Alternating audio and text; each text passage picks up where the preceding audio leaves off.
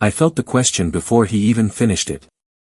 It hit the table like a dropped knife, sharp, wrong, impossible to ignore. "How's the house?" he repeated, his voice worn, proud, oblivious.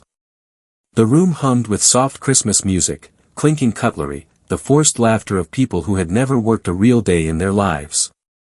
My family. My blood. My betrayers. My fork froze halfway to my mouth. "Grandpa," I said, every syllable measured. "I don't own a house." Silence. The kind that widens eyes. The kind that strips the air of oxygen. He blinked, confused. Then he slowly turned, not to me, but to them. My wife. My mother. My father. Their faces drained to chalk.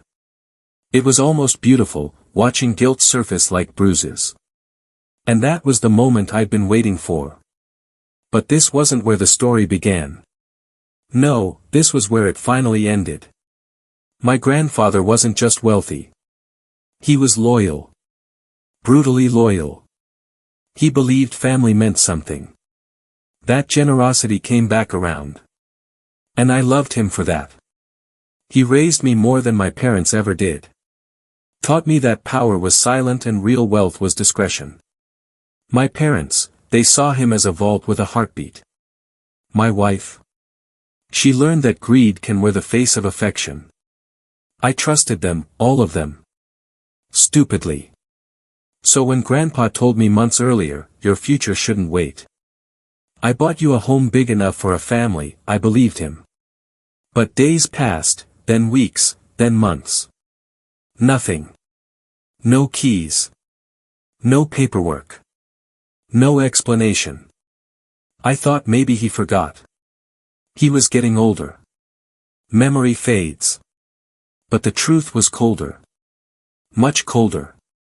The first crack appeared in the form of an email, a bank notification addressed to me for a property tax reminder on a house I didn't know existed.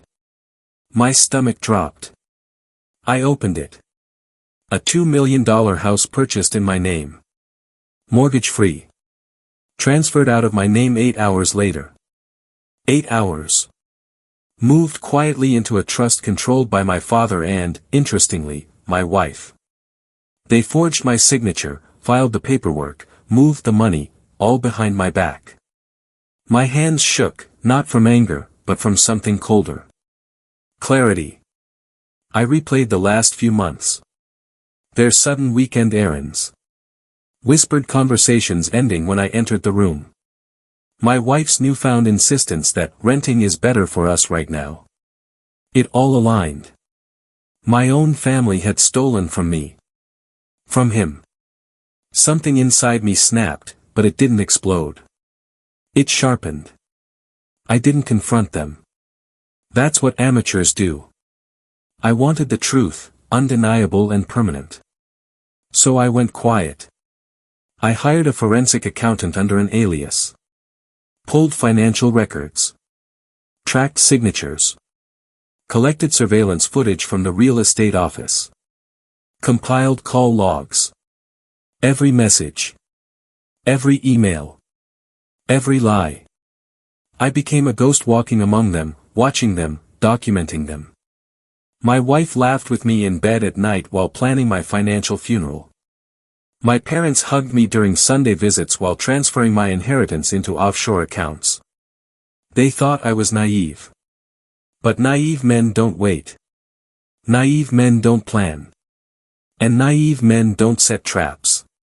While they schemed, I prepared the stage where their performance would finally end. Christmas dinner. The one night every member of my family gathered around grandfather. His warm heart. His open wallet. The perfect audience. When the evening came, I set the pieces in motion. I invited 2 lawyers. Grandpa thought they were friends of mine. They weren't. They were specialists in property fraud and financial forgery, experts in making thieves confess without lifting a finger. I also invited the notary whose stamp they'd forged, and the real estate agent. They arrived fashionably late, right on cue. I waited until the gifts were opened, the wine was poured, and the false warmth of family settled over the table. Then Grandpa asked the question, the one he had no idea would burn the night down. "How's that house I bought you two doing?" I let silence do the work. "Grandpa," I said softly, "I don't own a house." He turned. Their faces collapsed. My lawyers stood. My evidence came out. Documents. Signatures. Timestamps. Photos. Recordings. Each page landed with the weight of betrayal. My wife started to speak. Too late. My mother gasped. My father tried to blame confusion. Grandpa's eyes hardened in a way I had never seen. Not anger, disappointment. Worse than rage. Far worse. He removed them from his will at the table. Right there. No ceremony. No second chances. "You stole from him," he said. "But you stole from me first." My wife begged, cried, reached for my hand. I pulled it away. "This was your plan," I said quietly. "Now face the ending." Grandpa's lawyers escorted them out. Not arrested yet. There was time for that. The room settled into a stunned quiet, filled only with the crackle of the fireplace and the sound of lives collapsing outside. I didn't smile. I didn't celebrate. I simply breathed for the first time in months. Grandpa placed a hand on my shoulder. "You handled this with patience," he said, "and precision. I'm proud of you." I nodded. But pride wasn't what I felt. Closure was colder, cleaner, sharper. They taught me something. Betrayal doesn't break you when you expect loyalty. It breaks you when you offer it. They expected me to be passive, silent, blind. They forgot who raised me. I don't forgive them. And I don't regret a single move I made. Because sometimes justice isn't loud. Sometimes revenge isn't violent.